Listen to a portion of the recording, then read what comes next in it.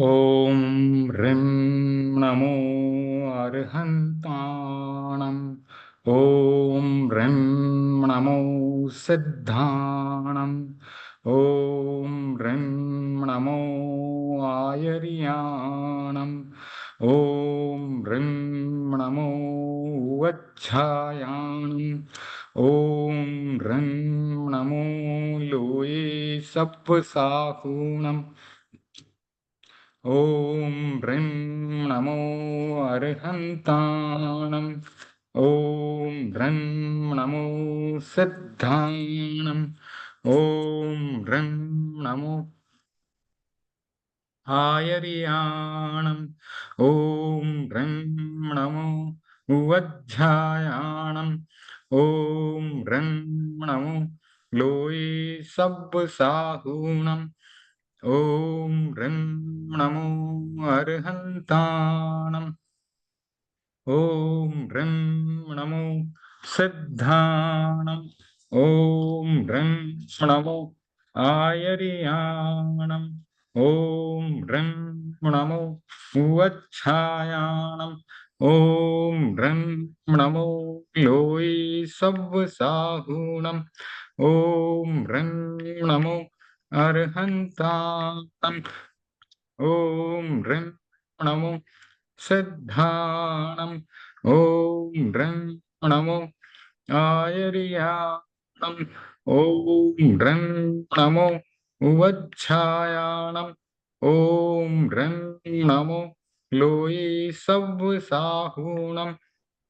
ॐ ह्रीं नमो अर्हन्ताणम्। ॐ ह्रीं नमो सिद्धाणम्। ॐ ह्रीं नमो आयर्याणम्। ॐ ह्रीं नमो वच्छायाणम्। ॐ ह्रीं नमो लोये सब्बसाहूणम्। ॐ ह्रीं नमो अर्हन्ताणम्। ॐ ह्रीं नमो सिद्धाणम्। ॐ ह्रीं नमो आयर्याणम्। ॐ ह्रीं नमो वच्छायाणम्। ॐ ह्रीं नमो लोये सब्बसाहूणम्। ॐ ह्रीं नमो अर्हन्ताणम्। ॐ ह्रीं नमो सिद्धाणम्। ॐ ह्रीं नमो आयर्याणम्। ॐ ह्रीं नमो वच्छायाणम्। ॐ ह्रीं नमो लोये सब्बसाहूणम्। ॐ ह्रीं नमो अर्हन्ताणम्। ॐ ह्रीं नमो सिद्धाणम्। ॐ ह्रीं नमो आयर्याणम्। ॐ ह्रीं नमो वच्छायाणम्। ॐ ह्रीं नमो लोये सब्बसाहूणम्। ॐ ह्रीं नमो अर्हन्ताणम्। ॐ ह्रीं नमो सिद्धाणम्। ॐ ह्रीं नमो आयर्याणम्। ॐ ह्रीं नमो वच्छायाणम्। ॐ ह्रीं नमो लोये सब्बसाहूणम्। ऐसो पंचनमुक्कारो सब्बपापपणासनो मंगलाणं च सब्बेसिं परमं हवै मंगलम। परमं हवै मंगलम। परम पूज्य गुरुदेव के चरणों में शत शत वंदन। आप सबको सादर जय जिनेन्द्र। आज शुरुआत ध्यान से करेंगे, तो पहले कायोत्सर्ग करेंगे। तस् उत्तरीकरणेन पायच्छित करणेन विसोही करणेन पावाणं कम्माणं निगायनट्ठाय ठामिकाउसग्गम। मयंक USA 1। अपने शरीर को शिथिल करें, ढीला छोड़ दें। जिस आसन में सुखपूर्वक बैठ सकें, पद्मासन, अर्ध पद्मासन, वज्रासन या सुखासन, ऐसे आसन का चुनाव करें। शरीर स्थिर रहे, रीढ़ की हड्डी और गर्दन सीधी रहे, हाथ की मुद्रा वीतराग मुद्रा,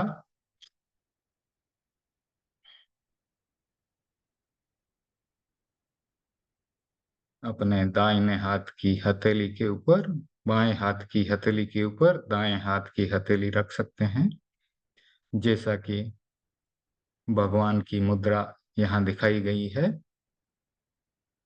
आंखें कोमलता से बंद, जोर डालना नहीं है। शरीर को ढीला छोड़ें। अपने दाहिने पैर के अंगूठे से लेकर एक एक अंग पर ध्यान लगाएं और सिर की चोटी तक सभी अंगों को हम शिथिल करें, ढीला छोड़ें।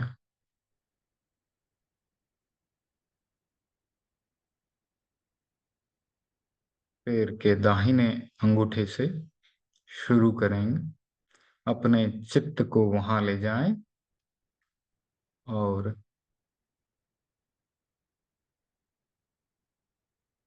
कोमलता से सुझाव दें। मेरा दाहिने पैर का अंगूठा शिथिल हो रहा है, शिथिल हो रहा है, शिथिल हो गया है, एकदम तनाव से मुक्त है, ढीला छोड़ दें, कोई दर्द नहीं है। दाहिने पैर की अंगुलियां इसी प्रकार से शिथिल हो गई हैं, ढीली छोड़ दें, कोई तनाव नहीं है। दाहिने पैर का पूरा तलुआ, पंजा और एड़ी सब शिथिल छोड़ दें। दाहिने पैर का घुटने तक का भाग, पिंडली और घुटना शिथिल हो गए हैं, कोई दर्द नहीं है, तनाव नहीं है। दाहिने पैर का घुटने से लेकर कमर तक का भाग पूरा शिथिल हो गया है, शिथिल हो गया है। बाएं पैर का अंगूठा, अंगुलियां शिथिल हो गई हैं, एकदम शिथिल हो गई हैं। बाएं पैर का तलुआ, एड़ी, पंजा सब शिथिल हो गए हैं, शिथिल ढीले छोड़ दें।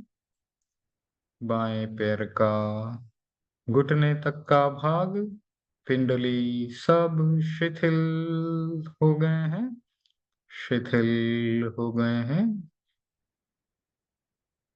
बाएं पैर का कमर तक का भाग, उसको ध्यान दें और प्रेम पूर्वक सुझाव दें।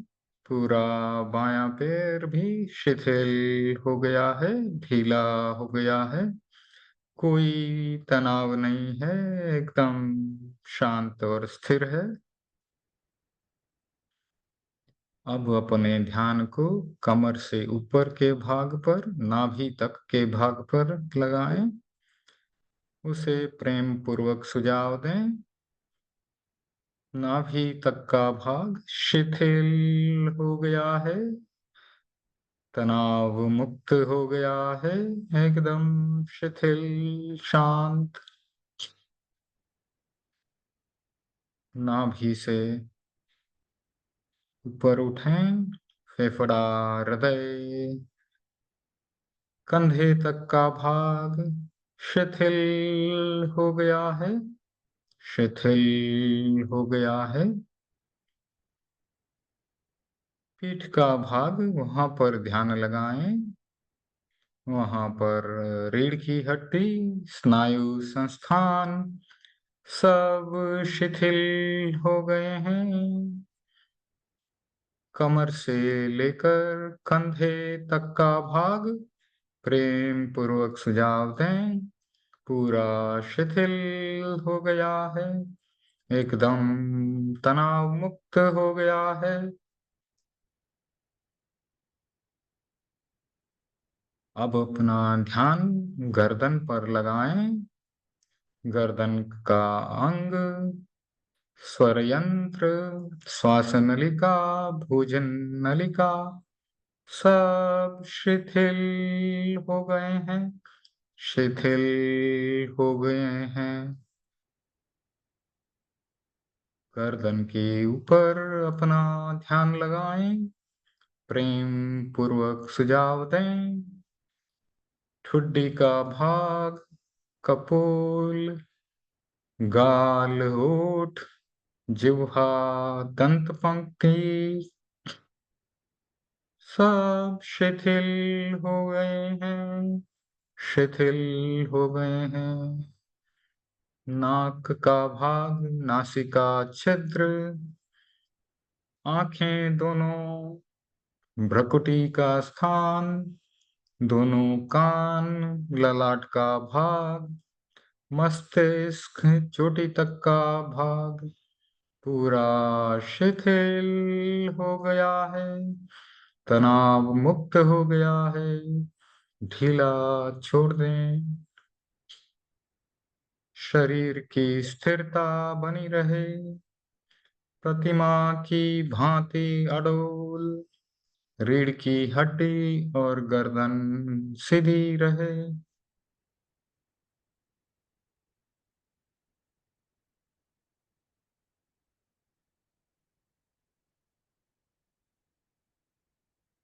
गहरी शिथिलता और शांति का अनुभव करें।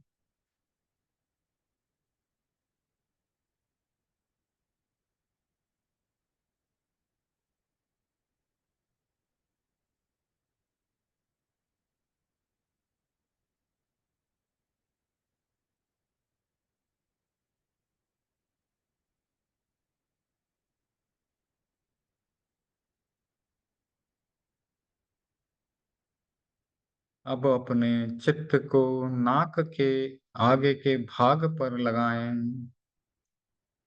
श्वास आ रहा है और श्वास जा रहा है, उसे सिर्फ देखना है। आपने भगवान की प्रतिमा में देखा होगा, भगवान की अध खुली आंखें नाक के अग्रभाग पर लगी हुई हैं। उसी प्रकार से नासाग्र पर अपना ध्यान लगाएं। अपने चित्त को वहां पर स्थिर कर दें।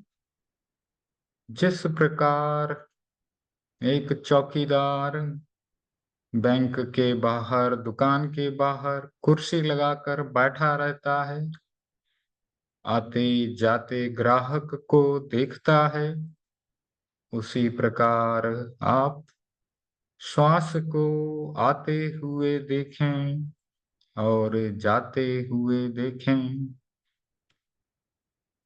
एक भी श्वास आपके देखे बगैर न अंदर जाए न बाहर जाए। सिर्फ श्वास को देखें।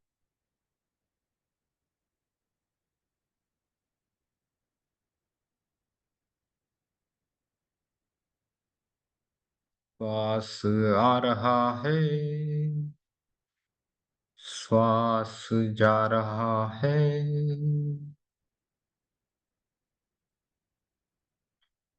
हो सके तो धीरे धीरे लंबा श्वास लें।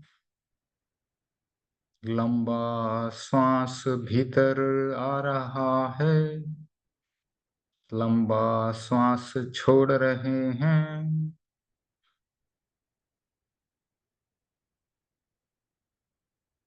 नाक के अग्रभाग पर प्राण केंद्र हैं। प्राण केंद्र को शक्तिशाली बनाने के लिए यह प्रयोग किया जाता है। 10 प्रकार के प्राण होते हैं। 10 प्राण शक्तिशाली बनेंगे। श्वास आ रहा है, श्वास जा रहा है। चित्त को नाक के अग्रभाग पर स्थिर करके आते जाते श्वास को देखें। हमारी आत्मा पूरे शरीर में व्याप्त है और हम जब शरीर की परीक्षा करते हैं तो शरीर को देखते देखते आत्मा तक पहुंचने का हमारा प्रयास होता है। हमारा मूल उद्देश्य है आत्म साक्षात्कार करना। इसीलिए हम शरीर के माध्यम से आत्मा तक पहुंचने का प्रयास करते हैं। शरीर स्थूल है, उसे हम देख सकते हैं, लेकिन आत्मा सूक्ष्म है। सूक्ष्म आत्मा को हमारे चर्म चक्षुओं से, हमारी आंखों से नहीं देखा जा सकता। इसलिए शरीर के माध्यम से शरीर को देखते देखते आत्मा तक पहुंचने का यह प्रयास है। ऐसा बताया जाता है कि शरीर के कुछ केंद्रों में आत्मा सघन रूप से विद्यमान है। इसीलिए उन केंद्रों का ध्यान कराया जाता है। प्राण केंद्र भी एक ऐसा ही चैतन्य केंद्र है जहां पर आत्मा सघन रूप से है। इसीलिए नाक के अग्रभाग पर ध्यान करते हैं। प्रतिमा की भांति अड़ोल रहें, शरीर स्थिर रहे। ध्यान नाक के अग्रभाग पर। श्वास को आते जाते देखें। श्वास की गति मंद, धीमी गति, और लंबा श्वास लें।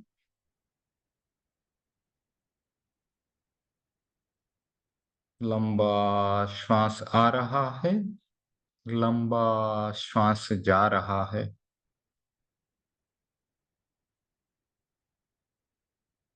चौकीदार की भांति, जैसे चौकीदार ग्राहक को आते जाते देखता है, उसी प्रकार हम श्वास को आते जाते देखें।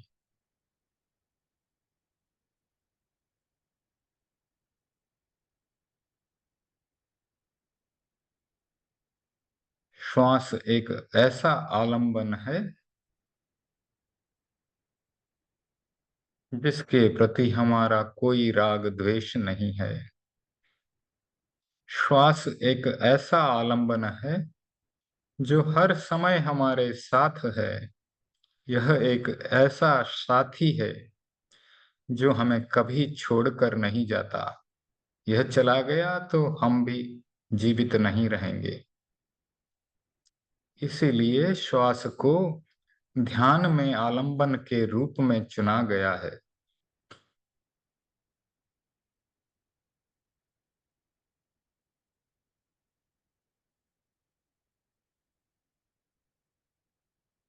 श्वास आ रहा है, श्वास जा रहा है। आते जाते श्वास को देखें।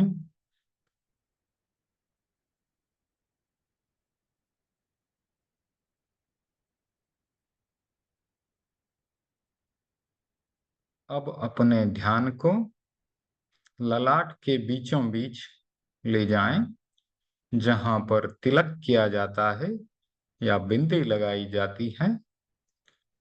ध्यान को वहां ले जाएं। वह ज्योति केंद्र कहलाता है। वहां पर ऐसी कल्पना करें कि चंद्रमा की शीतल किरणें, उज्जवल श्वेत किरणें, सफेद रंग की किरणें वहां पर पहुंच रही है।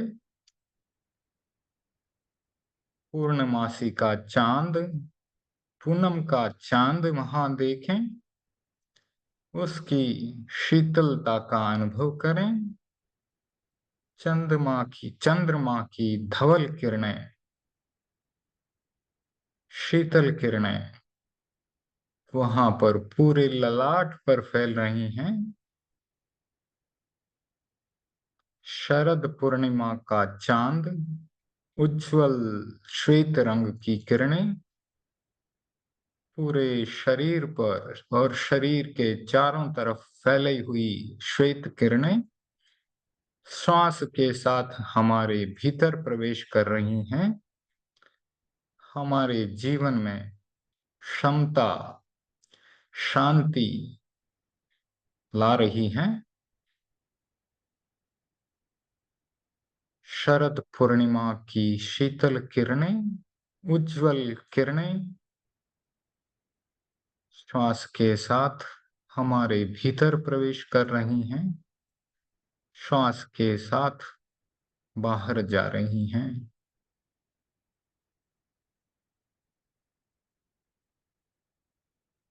चमकती हुई श्वेत चांदनी की शुभ्र किरणें हमारे चारों ओर फैल रही हैं, हमारे भीतर पवित्रता का विकास कर रही हैं, समता का विकास कर रही हैं।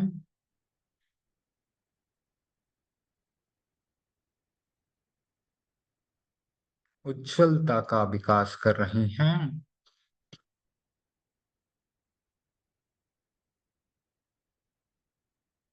श्वेत रंग, सफेद रंग शांति का प्रतीक है। युद्ध विराम के लिए भी सफेद रंग का झंडा लहराया जाता है। तो यह शांति और समता हमारे भीतर उतर जाए, ऐसी शुभकामना हम करें। संपिक्खये अपग मप्पयेणम। स्वयं स्वयं को देखें, आत्मा से आत्मा को देखें। संपिक्खये अपग मप्पयेणम। स्वयं स्वयं को देखें, आत्मा से आत्मा को देखें।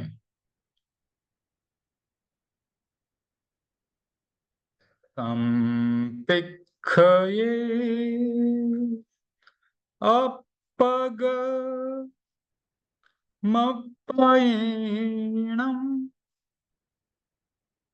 स्वयं स्वयं को देखें, आत्मा से आत्मा को देखें। अहम सुविज्जा चरणम पमोक्षम। दुख मुक्ति के लिए विद्या और आचार का अनुशीलन करें।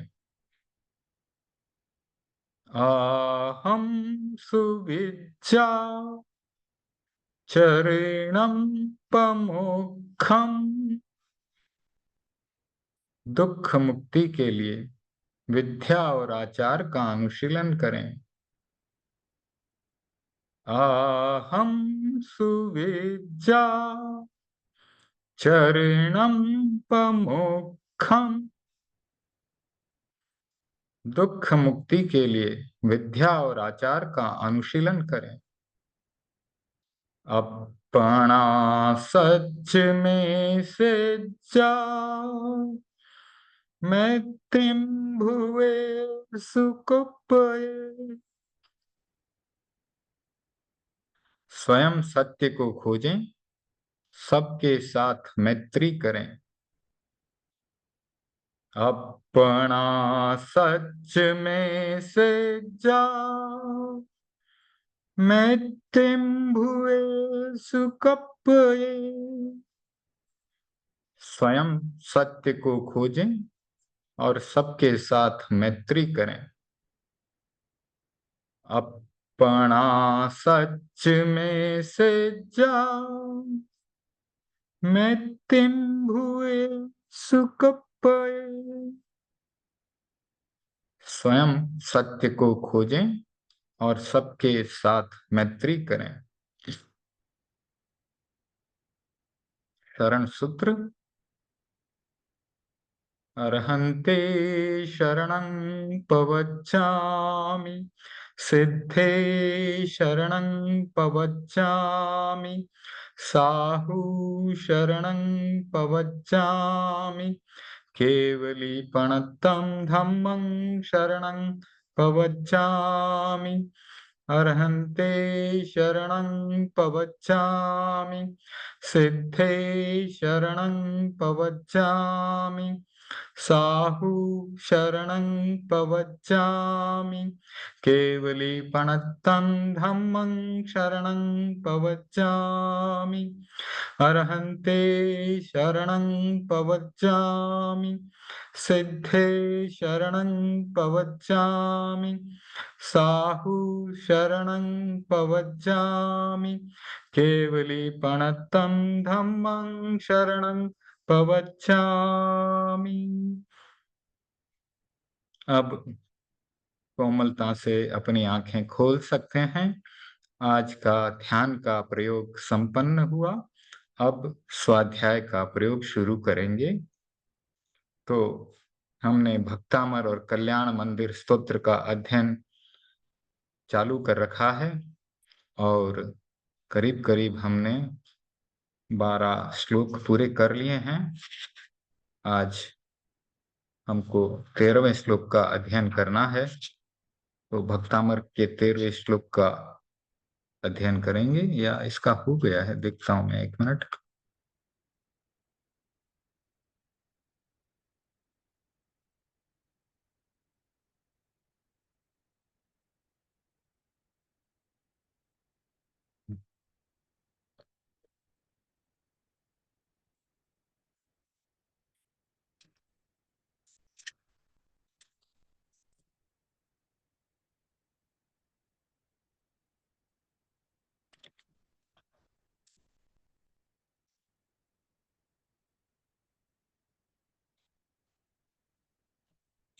भक्तामर का 13वां 14वां श्लोक हमने कर लिया था। अब हमें 13वां श्लोक लेना है कल्याण मंदिर स्तोत्र का।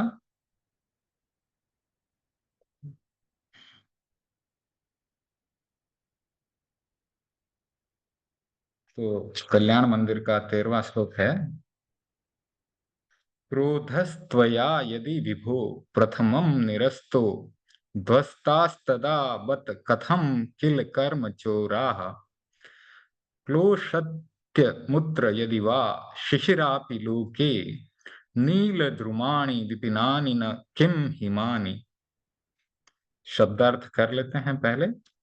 हे विभो, यदि तुमने पहले ही क्रोध को पूर्णतः समाप्त कर दिया तो फिर कर्म रूपी चोरों को कैसे नष्ट किया। तो सिद्धसेन जी कल्याण मंदिर स्तोत्र की रचना करते जा रहे हैं। उनके मन में प्रश्न उत्पन्न होते हैं, स्वयं ही प्रश्न खड़ा करते हैं और स्वयं ही प्रश्न का उत्तर देते हैं। अपने श्लोकों में पहली 2 पंक्तियों में प्रश्न खड़ा करते हैं और अंतिम 2 पंक्तियों में उस प्रश्न का उत्तर देते हैं। तो बहुत ही सुंदर रचना चल रही है और एक एक रहस्य का, साधना के रहस्यों का उद्घाटन आचार्य सिद्धसेन जी करते जा रहे हैं। हमारा सौभाग्य है कि आचार्य श्री महाप्रज्ञ जी ने इन श्लोकों का विशद वर्णन, विस्तार से वर्णन हमें समझाने के लिए किया है और हम उनकी पुस्तक से यह अर्थ समझकर अपने जीवन में उतारें तो बहुत ही सुंदर बात होगी। तो अब हमने अपने स्वाध्याय के क्रम को थोड़ा और आगे बढ़ाया है। इस वर्ष ध्यान का वर्ष मनाया जा रहा है। तो शुरुआत में ध्यान करेंगे, बाद में स्वाध्याय करेंगे। तो लगभग 2 सामायिक जितना समय हमारे पास होगा तो आप आसानी से दो सामायिक कर पाएंगे। तो पहले ध्यान करने से हमारी एकाग्रता बढ़ती है और स्वाध्याय में हमें रस ज्यादा आएगा, हमें ज्यादा समझ में आएगा। इसी कारण से पहले ध्यान फिर स्वाध्याय, ऐसा क्रम बनाया गया है। तो आचार्य सिद्धसेन जी कह रहे हैं कि भगवान, आपने क्रोध को पहले समाप्त कर दिया तो फिर आप कर्म रूपी चोरों को कैसे नष्ट कर पाए? कभी हम चोरों को देखते हैं तो क्रोध में ऊंची आवाज में उनको धमकाना पड़ता है, तब वे भाग जाते हैं। तो यहाँ पर प्रश्न उपस्थित किया आचार्य सिद्धसेन जी ने कि आपने तो क्रोध को ही सबसे पहले नष्ट कर दिया, तो फिर बाकी के कर्म रूपी चोरों को कैसे नष्ट किया आपने? बिना रोष के, बिना क्रोध के क्या कोई किसी को नष्ट कर सकता है? नहीं कर सकता। अथवा लोक में शीतल स्वभाव वाली हिमानी, तो अब अपने प्रश्न का उत्तर दे रहे हैं कि शीतल स्वभाव, जो ये सर्दी की ऋतु होती है ना, तो आपने देखा होगा कि किसान लोग बहुत ज्यादा ठंड पड़ जाती है तब भी परेशान हो जाते हैं, क्योंकि उनकी फसल जो होती है, गेहूं की फसल, वो सर्दियों में होती है। और उसमें अगर ओस और पाला गिर जाए और बहुत ज्यादा ठंडी हो जाए, बर्फ गिर जाए, तो वह गेहूं की फसल फिर आगे उत्पन्न नहीं होती, आगे नहीं बढ़ पाती, वह उससे जल जाती है। कहते हैं कि ओस गिरने से भी गेहूं की फसल जल गई। तो लोक में शीतल स्वभाव वाली हिमानी भी क्या हरे भरे वृक्षों वाले जंगलों को नहीं जलाती? जलाती है ना। तो इसी कारण कवि ने उत्तर दे दिया कि प्रभु, आपका स्वभाव शीतल हो गया, क्रोध नहीं है, क्रोध की गर्मी नहीं है, फिर भी आपके शीतल स्वभाव से कर्म रूपी चोर जो है वो भाग गए। तो अब हम विस्तार से आगे पढ़ते हैं। क्रोधस्त्वया यदि विभो प्रथमम निरस्तो, यानी कि क्रोध जो है आपने पहले ही नष्ट कर दिया। ध्वस्तास्तदा बत कथम किल कर्म चोराह, तो प्रश्न उपस्थित किया कि फिर कैसे आपने कर्म रूपी चोरों को ध्वस्त किया? ध्वस्तास्तदा यानी ध्वस्त कैसे किया आपने तब? प्लोशस्त प्लोशस प्लोषत्यमुत्र यदि वा शिशिरापि लोके, प्लोषत्यमुत्र यदि वा शिशिरापि लोके, तो बताया गया कि शिशिर यानी ठंडी में, नील द्रुमाणि विपिनानि न किम हिमानि, तो ठंडी की ऋतु में जो हिमानी गिरती है, बर्फ गिरता है, उससे भी तो बड़े बड़े जंगल जल जाते हैं। तो आचार्य सिद्धसेन जी भगवान पार्श की स्तुति में लीन हो रहे हैं, साथ साथ विकल्प भी उठ रहे हैं, प्रश्न भी उठ रहे हैं।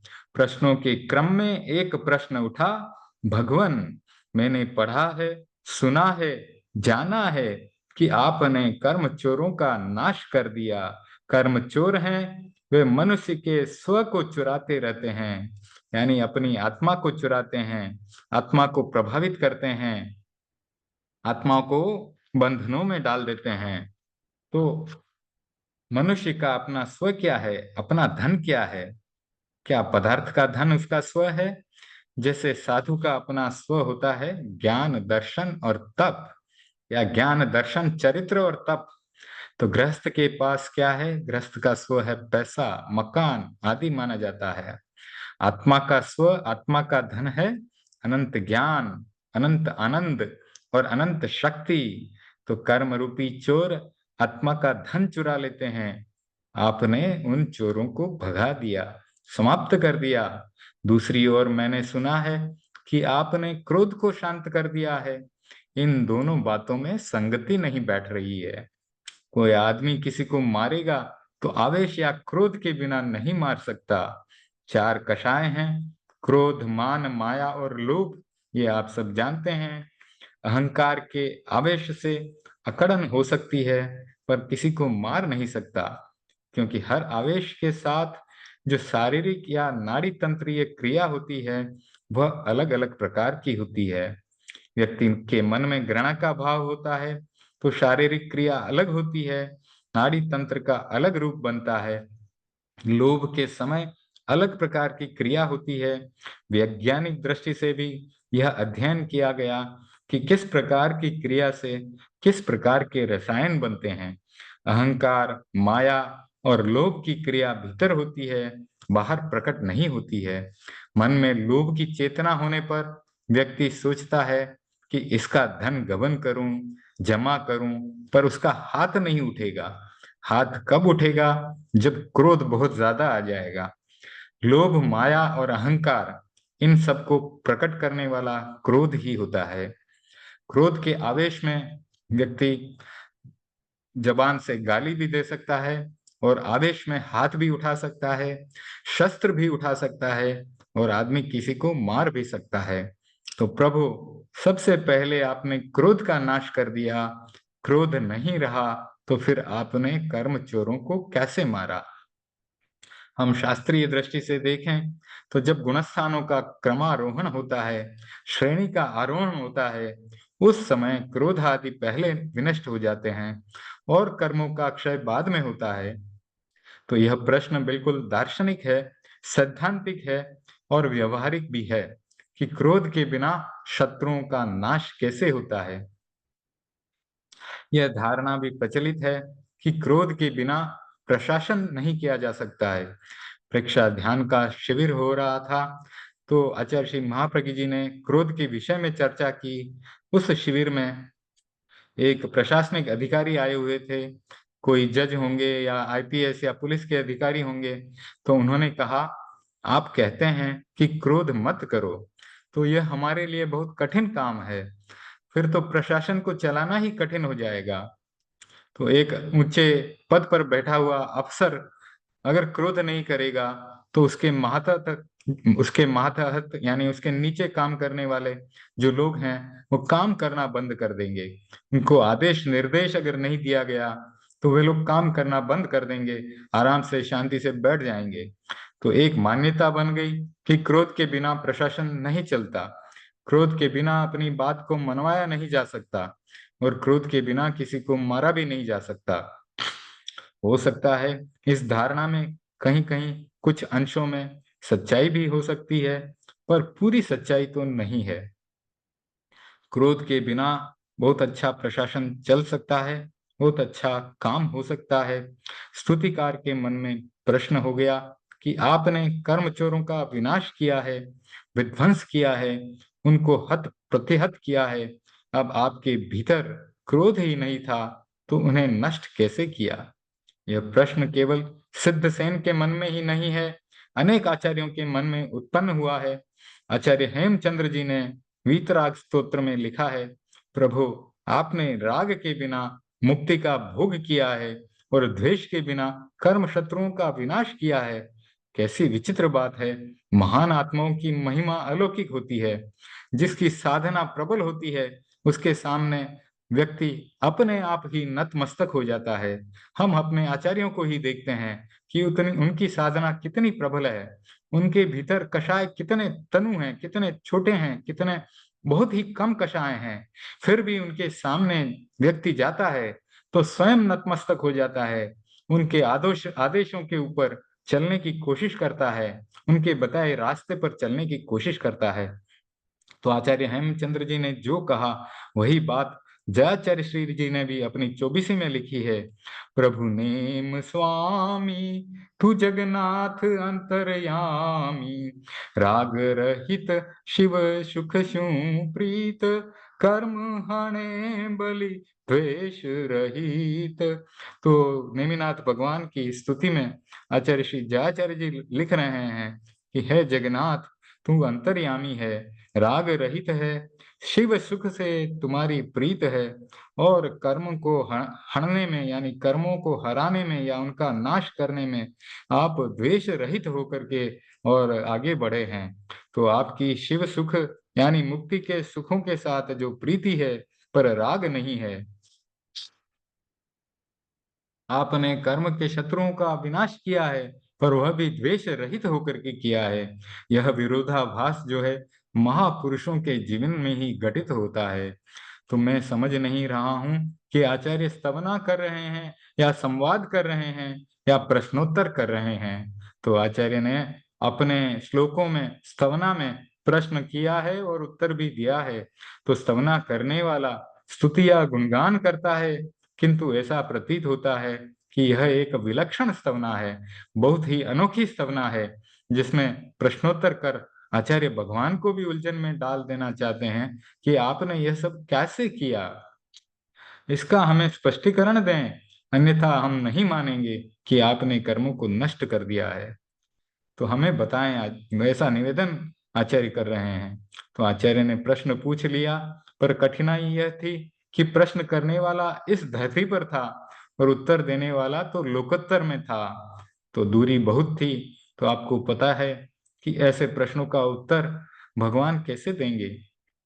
तो बताया जाता है कि जो 14 पूर्व का ज्ञान धारण करने वाले आचार्य होते हैं, 14 पूर्वधारी, और वो भी विशिष्ट 14 पूर्वधारी होते हैं, उनकी साधना में इतनी शक्ति होती है कि वो अपने भीतर कोई प्रश्न आता है तो एक हाथ का पुतला, सुंदर पुतला बनाते हैं, और उस समय जो तीर्थंकर भगवान पंच महाविद्य क्षेत्र में विद्यमान होते हैं, वहां उस पुतले को भेजते हैं, और वह पुतला भगवान के सामने प्रश्न रखता है और भगवान प्रश्न का उत्तर देते हैं, और वह पुतला उस प्रश्न के उत्तर को लेकर पुनः 14 पूर्वधारी आचार्य के पास पहुंच जाता है, और ये सब इतना जल्दी हो जाता है कि पता ही नहीं चलता।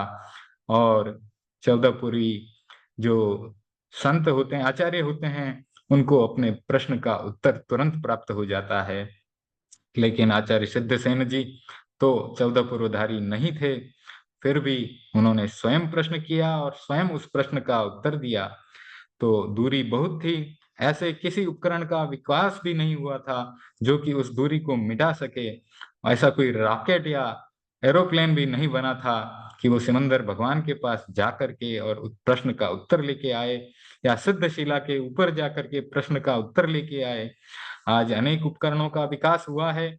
एक आदमी यहाँ बैठा वीडियो कॉन्फ्रेंस के माध्यम से दूरस्थ व्यक्ति को देख सकता है। आप मुझे देख पा रहे हैं, लेकिन आप तो 50-100 किलोमीटर की दूरी पर ही हैं, लेकिन सिद्धशिला और हमारे बीच तो बहुत दूरी है। तो हम बातचीत कर पा रहे हैं आज दूर दूर तक। आचार्य सिद्धसेन के पास उस समय ऐसा वीडियो कॉन्फ्रेंस करने का कोई साधन नहीं था, वह होता तो शायद दूरी समाप्त हो जाती, पर उनके पास ऐसा कोई उपकरण नहीं था। प्रश्न कर लिया, उत्तर मिला नहीं, सोचा कि क्या करूं। आचार्य सिद्धसेन स्वयं ध्यान में लीन हो गए। किसी प्रश्न का उत्तर पाना है और किसी से संपर्क करना है, उसका एक प्रमुख साधन है ध्यान। इसी कारण से हमने प्रवचन की शुरुआत ध्यान से की है। ध्यान ही बहुत बड़ी साधना है, ध्यान से संपर्क हो सकता है। आचार्य श्री महाप्रज्ञ जी लिख रहे हैं, मैंने श्रवण महावीर पुस्तक में लिखा, मैंने अनेक आचार्यों से संपर्क किया, तब अनेक लोगों ने प्रश्न किया, आपने संपर्क कैसे किया? वे सब तो बहुत दूर हैं, देवलोक में चले गए हैं, फिर संपर्क कैसे किया? तो आचार्य श्री महाप्रज्ञ जी ने कहा, संपर्क संपर्क करने की योग में एक विधि है, एक प्रक्रिया है, उसके द्वारा महान आत्माओं के साथ संपर्क किया जा सकता है। तो यह संभव है। एक प्रत्यक्ष घटना बता रहे हैं आचार्य श्री महाप्रज्ञ जी, जो कि हम पढ़ रहे हैं। आचार्य श्री तुलसी दिल्ली में विराज रहे थे, बहुत प्रकार के लोग गुरुदेव के पास आते थे, व्यापक कार्यक्रम चलते थे। एक उच्च प्रशासनिक अधिकारी आया, गुरुदेव के पास बैठ गया, तो महाप्रज्ञ जी भी गुरुदेव के पास बैठे थे।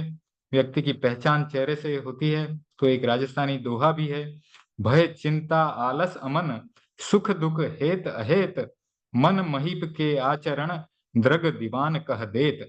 यानी कि मन के भीतर भय हो, चिंता हो, आलस्य हो, अमन हो, अशांति हो, सुख या दुख हो, हित या अहित की बात चल रही हो, तो मन महीप के आचरण, मन को क्या राजा बताया गया, महीप यानी राजा, तो मन रूपी राजा के आचरण को द्रग रूपी दीवान कह देता है। तो दीवान किसको बताया? दृष्टि को, आंखों को। तो आंखें जो है हमारी बात बिना मुंह से बोले सबको बता देती है। भीतर उदासी छाई हुई है, आदमी के चेहरे को देख करके बताया जा सकता है। भीतर में हर्ष है, उल्लास है, तो वह भी आदमी के चेहरे को देख करके बताया जा सकता है। तो इस आदमी के मन में भय है, चिंता है, यह आदमी आलसी है, यह आदमी सुखी है, इसके मन में प्रेम है अथवा शत्रुता है, यह सब मन रूपी राजा के आचरण है। यह आंख रूपी दीवान इनको प्रकट कर देता है। पूछने की जरूरत नहीं है, चेहरा सब कुछ बता देता है। तो हमने देखा उस व्यक्ति का चेहरा मुरझाया हुआ था। तो आचार्य श्री महाप्रज्ञ जी ने उनसे पूछा, आप कैसे लग रहे हैं? तो उसने कहा, मैं बड़ा दुखी हूँ। तो दुख का कारण क्या है, ऐसा पूछा गया। तो उन्होंने बताया, आचार्य श्री, मेरे एक ही बेटा था, होशियार था, बहुत ही अच्छा था, उसका स्वर्गवास हो गया। मैं जानता हूं कि वह वापस नहीं आएगा, पर एक बार उसके साथ मेरा संपर्क हो जाए, इसलिए मैं आपके पास आया हूं। तो आप ऐसा कोई उपाय सुझाएं जिससे मेरा उसके साथ संपर्क हो जाए। यानी मृत आत्मा से, अपने मृत बेटे से उसको संपर्क करना था, एक बार पूछना था। महाभारत की भी एक ऐसी घटना आती है कि जब चक्रव्यूह में आ, अर्जुन के पुत्र अभिमन्यु का जो है देहावसान हो जाता है, तो कहते हैं वह भी स्वर्ग में चला गया था। तो अर्जुन के भीतर भी ऐसी ही जो है, उसके भीतर भी बहुत दुख हो गया था। तो अर्जुन के भीतर भी ऐसी ही बातें चल रही थी। तो अर्जुन के समय तो योगीराज कृष्ण उपस्थित थे। तो अर्जुन भी योगीराज कृष्ण के पास जाते हैं और उनको कहते हैं कि मेरा इतना अच्छा बेटा अभिमन्यु, इतना वीर बेटा चला गया, तो हम सबको बड़ा दुख है, बहुत दुख है। आप हमें एक बार उससे संपर्क करवा दें, वो कैसा है, किस किस प्रकार से, वो कहाँ पर है और किस प्रकार से रह रहा है, एक बार हम उसे देख लेंगे तो हमें शांति मिल जाएगी। तो ऐसा कहते हैं कि योगीराज कृष्ण ने अर्जुन को सांत्वना दी और कहा कि ठीक बात है, अभिमन्यु वीर गति को प्राप्त हुआ है और वो स्वर्ग में है, तो उसे तुम्हें देखना है, तो चलो तुम्हें दिखाते हैं। तो योगीराज कृष्ण उन्हें उपाय बताते हैं और अभिमन्यु के सामने उससे संपर्क किया जाता है। तब योगीराज कृष्ण अर्जुन का परिचय देते हैं अभिमन्यु को कि तुम्हारे पिता आए हैं। तो अभिमन्यु पूछता है, कौन से पिता, किस भव के पिता? वहां पर तो अवधि ज्ञान होता है देवताओं को। तो अभिमन्यु इस प्रकार से जब पूछता है, तो अर्जुन को भी अपने भीतर ज्ञान का दिया जलता हुआ महसूस होता है कि इस जीव के पिता तो हर जन्म में होते हैं। तब अभिमन्यु को स्वर्ग में सुख से बैठा हुआ देख करके और इस प्रकार से प्रश्न करता हुआ देख करके अर्जुन अपना परिचय देता है कि पूर्व भव का पिता। और जब वो देख लेते हैं कि अभिमन्यु तो सुख से स्वर्ग में बैठा है, तो अर्जुन के मन में भी शांति हो जाती है और वह वापस धरती पर आकर अपने जो उस वक्त के कर्म में फिर से रत हो जाते हैं, यानी कि आगे का युद्ध चलाते हैं। तो प्रश्न सबके मन को झकझोरने वाला था। गुरुदेव तुलसी ने आचार्य श्री महाप्रज्ञ जी से कहा कि इसको एकांत में ले जाकर प्रयोग कराओ। तो आचार्य श्री महाप्रज्ञ जी ने उनको प्रयोग कराया। उसने तन्मयता से प्रयोग किया और चला गया। 1 महीने बाद फिर से आया। तो महाप्रज्ञ जी लिख रहे हैं कि उसका चेहरा प्रसन्न था। गुरुदेव के पास गया, लोग बैठे थे। आते ही वह बोला, आचार्य जी, मेरा दुख समाप्त हो गया। तो आचार्य श्री महाप्रज्ञ जी ने उससे पूछा कि क्या हुआ? तब उसने कहा, आचार्य जी, बेटे से मेरा संपर्क स्थापित हो गया। मृत आत्मा के साथ भी संपर्क किया जा सकता है, संभव है। आचार्य सिद्धसेन जी ने भी अपनी प्रयोग शक्ति से भगवान पार्श्वनाथ से संपर्क कर लिया और बोले, मेरा समाधान हो गया। स्तुतिकार बड़े कुशल कवि थे, उन्होंने रास्ता भी खोज लिया। यह तथ्य है, जो व्यक्ति सूक्ष्म दृष्टि से प्रकृति का अध्ययन करता है, उसको रास्ता मिल जाता है। और जो प्रकृति का अध्येता नहीं होता, वह न तो अच्छा कवि हो सकता है और न ही अच्छा साहित्यकार बन सकता है और न ही अच्छा आध्यात्मिक व्यक्ति बन सकता है। तो सूक्ष्म दृष्टि का होना बहुत जरूरी है। सूक्ष्म दृष्टि से देखना और उसमें से निष्कर्ष निकालना, सार निकालना बहुत ही महत्व की बात है। इसीलिए कहा जाता है कि जो व्यक्ति सूक्ष्म तत्व का खोजी है, जो व्यक्ति सूक्ष्म तत्व की जानकारी करना चाहता है, वही मोक्ष का अधिकारी होता है। सिद्धसेन जी कह रहे हैं, प्रभु, मैं इस प्रश्न में उलझा हुआ था कि क्रोध के बिना शत्रुओं को कैसे मारा जा सकता है। क्या हिमानी भी पूरे जंगल को नहीं जला देती? हिमपात का नाम है हिमानी। जब भयंकर हिमपात होता है, हरे भरे पेड़ समाप्त हो जाते हैं। राजस्थान में कहते हैं, सियो दाओ पड़ियो, पेड़ जल गया। यानी कि शीत ऋतु में दाह जो पड़ता है, उससे पेड़ भी जल जाते हैं। जहां बर्फ पड़ती है, जंगल समाप्त हो जाते हैं। लोग अमेरिका में जाने वाले, उनको पता है कि वहां शरद ऋतु में क्या प्रक्रिया होती है। अच्छे अच्छे हरे भरे झाड़ों के पत्ते पीले पड़ करके नीचे गिर जाते हैं, नीचे पत्तियों का ढेर लग जाता है, और पूरा पूरा जो है झाड़ जो होता है, पूरा पूरा पेड़ जो होता है, ऐसा लगता है कि उसके जो आभूषण थे वह उतार दिए गए, एक तरह से वह नग्न हो गया है। इस प्रकार से पेड़ जो है, उसके सारे पत्ते नीचे जमीन पर गिर जाते हैं। तो क्या ठंडी चीज किसी को समाप्त नहीं कर सकती? आपका क्रोध समाप्त हो गया और शीतलता आ गई, किंतु क्या आपकी शीतलता कर्म चोरों को समाप्त नहीं कर सकती? मैं मानता हूं, शीतल प्रकृति से गर्म स्वभाव को जितना शांत किया जा सकता है, उतना गर्मी से नहीं किया जा सकता। दो व्यक्ति हैं, क्रोध से झगड़ा कर रहे हैं, तो दोनों जब गर्म हैं, तो वो क्रोध, वह झगड़ा शांत नहीं हो पाएगा। पर एक व्यक्ति अगर शांत हो जाए, ठंडा हो जाए, तो दूसरा व्यक्ति भी कितनी देर गर्म रह सकेगा? उसको भी आखिर शांति अपनानी ही पड़ेगी। तो एक आदमी क्रोध से उबला हुआ अगर आपके पास आता है और आप शांत रहें, तो उसका क्रोध क्रोध भी शांत हो जाएगा, अपने आप शांत हो जाएगा। सोचेगा कि अरे, मैं इतना बोल रहा हूं और यह तो बिल्कुल शांत और मौन बैठा है। वह स्वतः शांत हो जाएगा। प्रभु, आपने क्रोध के बिना कर्म चोरों को नष्ट कर दिया, उनका विनाश कर दिया। अब इसमें मुझे कोई आश्चर्य नहीं लगता। स्वयं का प्रश्न, स्वयं का समाधान, यह समाधान हमें भी खोजना है।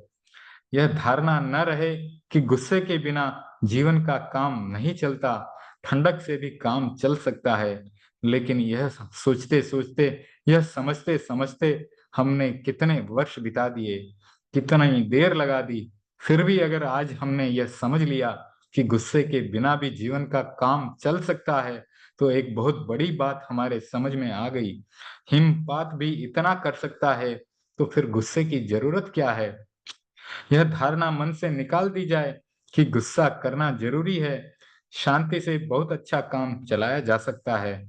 धर्म संघ का शासन हो, या राजनीति का शासन हो, या परिवार का शासन हो, या संस्था का शासन हो, कुछ भी काम हो, शांति के साथ बहुत अच्छे ढंग से सारा कार्य किया जा सकता है, और उसका अच्छा परिणाम भी आता है। क्रोध से जो होगा, वह प्रतिक्रिया पैदा करेगा। तो प्रतिक्रिया पैदा होने पर शांति स्थापित नहीं होगी। पर शांति से जो होगा, वह प्रतिक्रिया को पैदा नहीं करेगा, वह तो आत्मीयता को पैदा करेगा। प्रेम का व्यवहार पशुओं को भी पता चल जाता है। किसी गाय को, किसी कुत्ते को प्यार से आप सहलाएं, तो वह भी अपने भीतर से प्रेम को प्रदर्शित करेगा। पार्श भगवान पार्श की स्तवना के माध्यम से एक बहुत ही सुंदर दर्शन व रहस्यपूर्ण संबोध आचार्य श्री ने प्रस्तुत कर दिया, हमारे लिए एक बोध दे दिया, व्यक्ति के लिए मननीय और अनुशीलनीय है। तो यह 13वां श्लोक यहाँ पर समाप्त हो रहा है। अब 14वें श्लोक की तरफ हम आगे बढ़ रहे हैं। आचार्य सिद्धसेन के कल्याण मंदिर स्तोत्र की रचना में 14वां श्लोक। त्वाम योगिनो जिन सदा परमात्म रूप मन्वेषयन्ति हृदयाम्बुज कोश देशे पूतस्य निर्मल रुचेर्यदि वा किमन्य दक्षस्य संभवी पदम ननु कर्णिकायाः। तो यहाँ पे भी एक बहुत विशिष्ट बात कह रहे हैं, उसको पढ़ते हैं हम।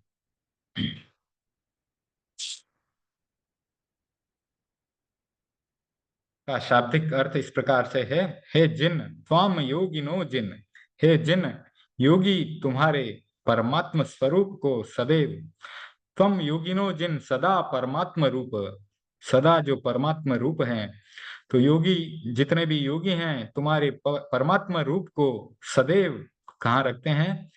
परमात्म रूप मन वेशयन्ति हृदयाम्बुज कोश देशे। हृदयाम्बुज, हृदय कमल, हृदयाम्बुज का अर्थ है हृदय कमल, कोश देशे यानी एक भाग में, तो कमल के कोश भाग में खोजते हैं, हृदय कमल के कोश भाग में खोजते हैं। योगी तुम्हारे परमात्मा स्वरूप को सदैव हृदय कमल के कोश भाग में खोजते हैं। पूतस्य निर्मल रुचेर यदि वा किमन्य, निर्मल अथवा पवित्र और निर्मल आभा वाले कमल बीज का कर्णिका से भिन्न कौन सा स्थान हो सकता है? तो कमल का बीज कहाँ होता है? कमल की कर्णिका के भीतर। इसीलिए योगी जो हैं आपको हृदयाम्बुज में, हृदय कमल के कोश भाग में खोजते हैं। तो पूरा पढ़ते हैं। हे जिन योगी तुम्हारे परमात्मा स्वरूप को सदैव हृदय कमल के कोश भाग में खोजते हैं, अथवा पवित्र और निर्मल आभा वाले कमल बीज का कर्णिका से भिन्न कौन सा स्थान हो सकता है? दक्षस्य संभवी पदम ननु कर्णिकायाः, यानी कर्णिका के भीतर ही कमल का बीज प्राप्त होगा। अब पूरे पाठ को लेते हैं। त्वाम योगिनो जिन सदा परमात्म रूपम मन्वेषयन्ति हृदयाम्बुज कोश देशे, पूतस्य निर्मल रुचिर यदि वा किमन्य दक्षस्य संभवी पदम ननु कर्णिकायाः। तो आचार्य के मन में एक प्रश्न और पैदा हो गया, तो स्वयं प्रश्न करते जा रहे हैं और स्वयं ही उत्तर देते जा रहे हैं। और इसी प्रश्नोत्तर के माध्यम से एक एक रहस्य को प्रकट करते जा रहे हैं, और हमें भी उन रहस्यों को सुनने का अवसर जो है प्राप्त हो रहा है। तो कह रहे हैं, प्रभु योगी लोग आपके परमात्मा रूप को सदा अपने हृदय के कमल कोश में देखते हैं। किसी गूढ़ या अदृष्ट वस्तु को देखने का स्थान है हमारा हृदय कमल। कमल शब्द का प्रयोग अनेक स्थानों पर होता है, जैसे नयन कमल, मुख कमल, हृदय कमल, कर कमल, नाभि कमल, चरण कमल।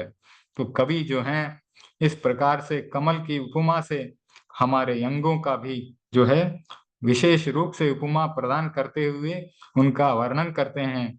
नयनों की शोभा का वर्णन करना हो तो उन्हें नयन कमल कह के पुकारते हैं, और मुख की शोभा का वर्णन करना हो तो मुख कमल कह करके पुकारते हैं। तो इसी प्रकार से हृदय कमल, चरण कमल, कर कमल और नाभि कमल बताया जाता है। तो कमल निर्मलता का प्रतीक है, इसलिए कमल का उदाहरण दिया जाता है, कमल की उपमा दी जाती है। तो वह कीचड़ में रहता है लेकिन कीचड़ से लिप्त नहीं है। जड़ें, तना भले ही कीचड़ और गंदे पानी में हो सकता है, लेकिन कमल ऊपर सबसे निर्लिप्त रहता है, पवित्र रहता है।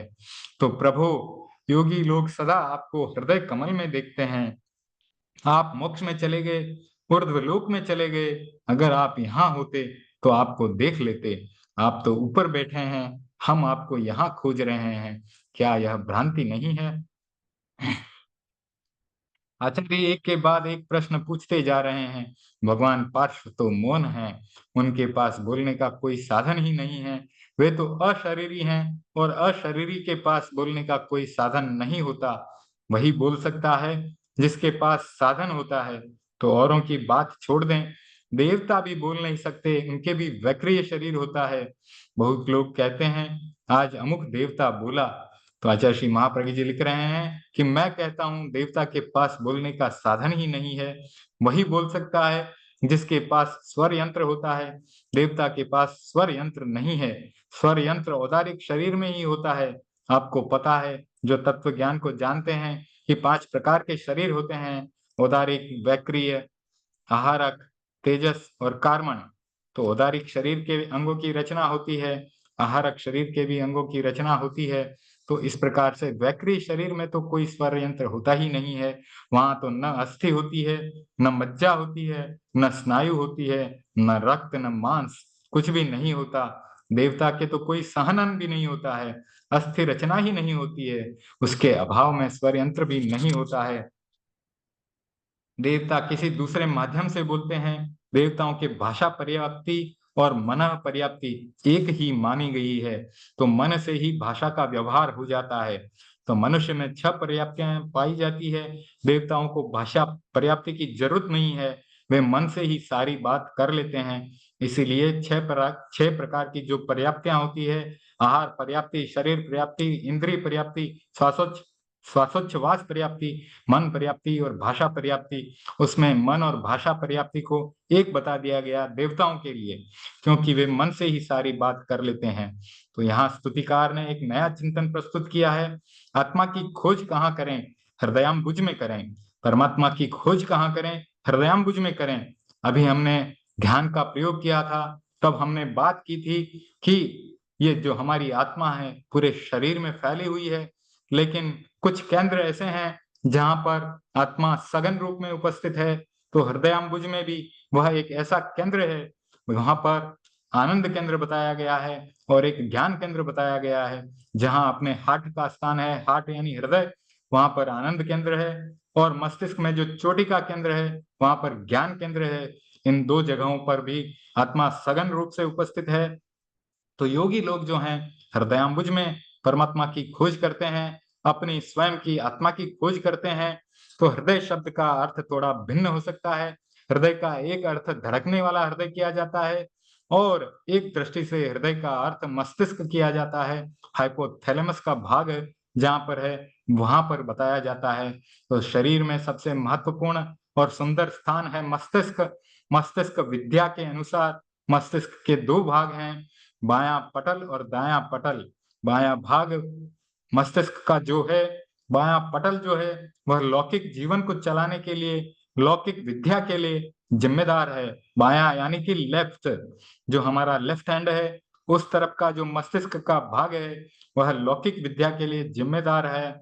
आज आप व्यापार करते हैं, आज आप इंजीनियर हैं, आज आप वैज्ञानिक हैं, आज आप डॉक्टर हैं, तो वह लौकिक विद्या के लिए जिम्मेदार है आपका लेफ्ट साइड का ब्रेन, यानी बायां पटल, बाएं हाथ की तरफ वाला मस्तिष्क का भाग।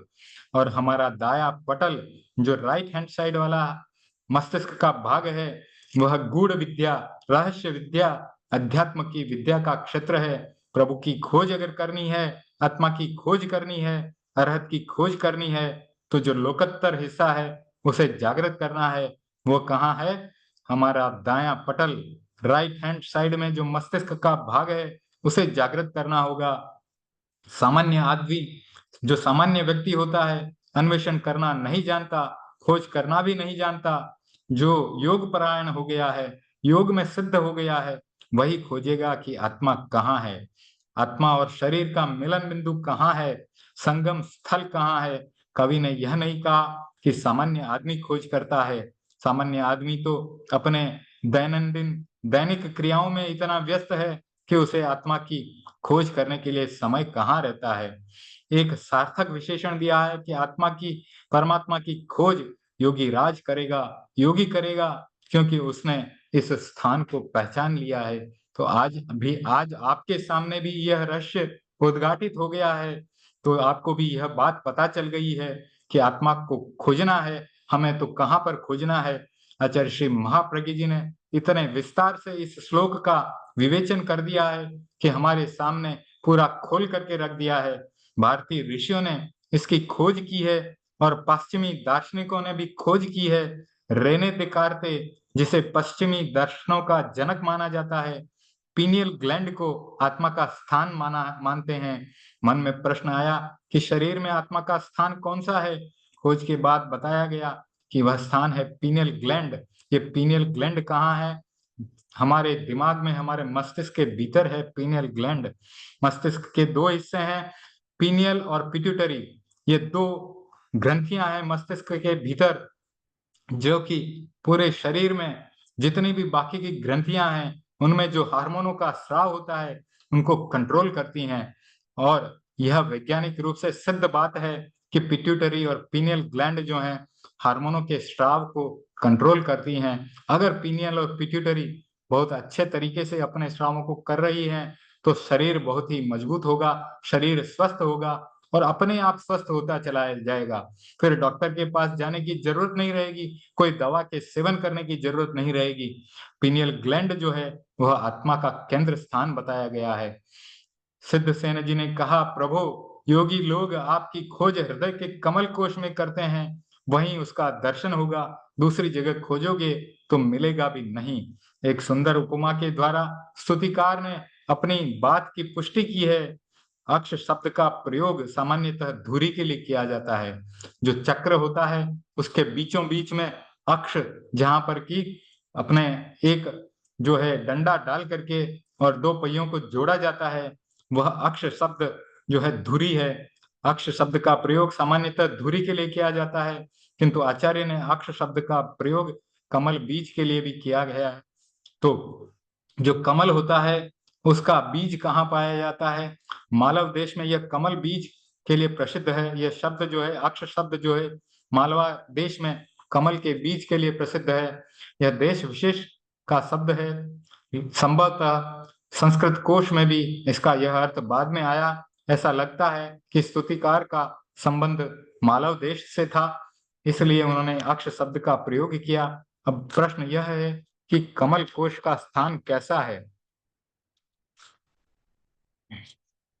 वह स्थान निर्मल रुचि वाला है, पूत है, पवित्र है। कमल की कर्णिका के सिवाय अक्ष का कोई स्थान नहीं होता। संभवी पदम उत्पत्ति स्थान कौन सा है? संभवी पदम इस संस्कृत के शब्द की व्याख्या कर रहे हैं कि उत्पत्ति स्थान कौन सा है? कमल की कर्णिका। उस कर्णिका के सिवाय कमल का बीज कहाँ रहेगा? तो दक्षस्य संभवी पदम ऐसा लिखा है ना।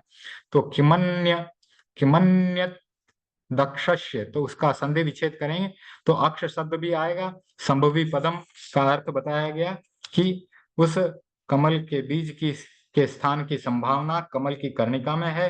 तो उस कर्णिका के सिवाय कमल का बीज कहाँ रहेगा? उसके लिए वही पवित्र और निर्मल रुचि वाला बीज है, उस बीज को वहीं खोजा जा सकता है। तो आचार्य ने अपनी बात का एक साहित्यिक भाषा में, काव्य की भाषा में सुंदर समर्थन कर दिया और एक रहस्यपूर्ण बात भी बतला दी कि ध्यान करना हो तो कहाँ करें, आत्मा की खोज करनी हो तो कहाँ करें? हृदयाम्बुज कोश देश में, यहाँ शांति केंद्र का स्थान है, यहीं आत्मा की खोज करें, ध्यान करें। तो पार्श्वनाथ तो अशरीरी हैं, आचार्य भी विचित्र हैं। उनसे पूछ रहे हैं, प्रभु, लोग आपके परमात्मा रूप को हृदय कमल में खोजते हैं, आप वहां हैं नहीं, तो क्या ये साधकों का भ्रम नहीं है? हम क्यों आपको खोज रहे हैं? आचार्य उलझते जा रहे हैं, किंतु किसी भी उलझन को सुलझाने की शक्ति भी उनमें थी। तो वह स्वयं सुलझ गए। बोले, अक्ष का मतलब है कमल, कमल के बीज का स्थान है कर्णिका, कमल बीज कर्णिका कोश में रहता है, यह वही होगा। आपका स्थान कौन सा होगा? हमारा हृदय कोश ही होगा। आपका वहां ध्यान करते हैं तो कोई आश्चर्य की बात नहीं है। तो जो मस्तिष्क के भाग में कितने केंद्र आ गए हैं, शांति केंद्र आ गया, ज्ञान केंद्र आ गया, तो वहां पर हम प्रभु की आत्मा की, अपनी शुद्ध आत्मा की खोज कर सकते हैं। तो आचार्य ने प्रश्न उपस्थित किया और उसका समाधान भी प्राप्त हो गया। प्रश्नकर्ता भी आचार्य स्वयं है और समाधानकर्ता भी आचार्य स्वयं है। आचार्य ने एक योगी के लिए रहस्यपूर्ण बात, एक दार्शनिक के लिए रहस्यपूर्ण बात और एक काव्य रुचि के लिए उपमा के द्वारा काव्यात्मक बात कहकर अपने मंतव्य का समर्थन कर दिया। तो 13वें और 14वें श्लोक का हमने विस्तार से विवेचन कर दिया। कल्याण मंदिर अंतःस्थल का स्पर्श। अब फिर से भक्तामर की तरफ आते हैं।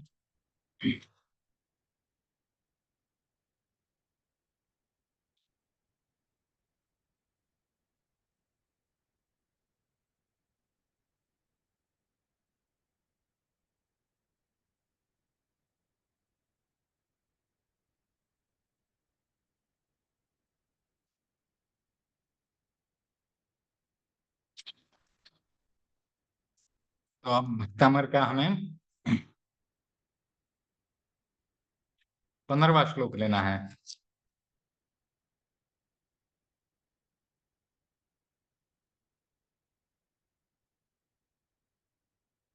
चित्रम किमत्र यदि ते त्रिदशांगनाभिर्नितं मनागपि मनोन विकार मार्गम कल्पांत काल मरुता चलिता चलेन किम मंदराद्रि शिखरं चलितम कदाचित। यह है 15वां। और फिर 16वां है, निर्धूम वर्तिरप वर्जित तैल पूरः कृत्स्नम जगत त्रयम इदम प्रकटिकरोषि गम्यो न जातु मरुताम चलिता चलानाम दीपो परस्त्वमसि नाथ जगत प्रकाश। तो पहले 15वां श्लोक फिर 16वां श्लोक।